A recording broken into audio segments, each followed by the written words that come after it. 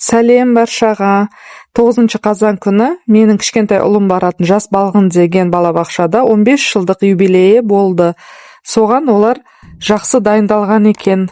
Детсадтың басшылары мобилографты шақырып, музыкасымен, тедди мишкаларымен және әрбір балаға бір шоколадтан сыйлық жасапты. Содан кішкене үзінді түсіріп үлгердім. Көп түсіре алмадым, өйткені азанғы уақытта асығыс болдым. Соны тамашалаңыздар.